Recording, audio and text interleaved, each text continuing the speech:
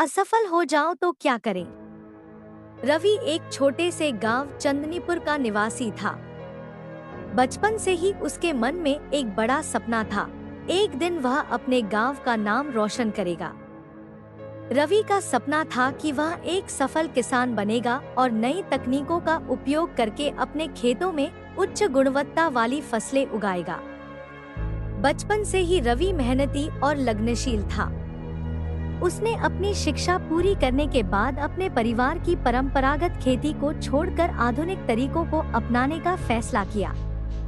उसने बैंक से ऋण लेकर नए बीज और उर्वरकों का उपयोग शुरू किया।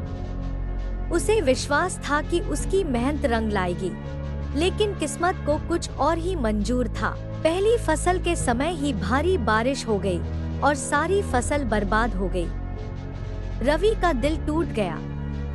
उसे लगा कि उसने अपने परिवार और गांव वालों का भरोसा खो दिया है। वह असफल हो गया था और उसके सपने चकनाचूर हो गए थे। रवि ने खुद को एक कमरे में बंद कर लिया। वह सोचने लगा, अब मैं क्या करूं? मैंने इतना बड़ा कदम उठाया और मैं असफल हो गया। मेरे पास अब कुछ भी नहीं बचा है। उसकी आंखों में आंसू थे और वह अंदर से टूट चुका था। कुछ दिनों बाद उसकी माँ ने उसके कमरे का दरवाजा खटखटाया और कहा, बेटा, असफलता जीवन का एक हिस्सा है। यह एक सबक है, न कि अंत। हर असफलता हमें कुछ नया सिखाती है और हमें मजबूत बनाती है। अगर तुम अब हार मान लोगे, तो तुम्हारा सपना कभी पूरा नहीं होगा। रवि ने अपनी माँ की बातों पर ध्यान दिया। उसने सोचा, यह सच है, असफलता ने मुझे बहुत कुछ सिखाया है। मैं दोबारा कोशिश करूंगा, लेकिन इस बार अधिक समझदारी से। रवि ने फिर से हिम्मत जुटाई और खेती के नए तरीकों के बारे में और अधिक जानकारी इकट्ठा की। उसने अपनी पिछली गलतियों से सीखा और इस बार उसने एक बेहतर योजना बनाई। उसने गांव के अन्य किसानों से भी मदद ली और एक बार फिर खेती शुरू की। इस बार उसकी मेहनत रंग लाई। फसलें अच्छी हुईं और उसे अच्छा मुनाफा हुआ।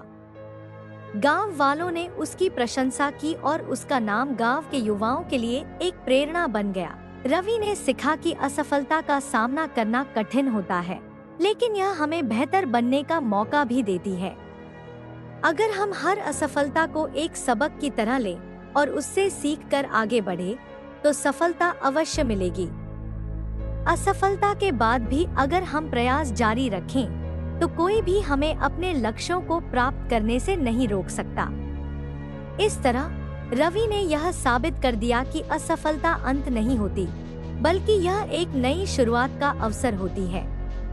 उसने अपने गांव का नाम रोशन किया और अपने सपने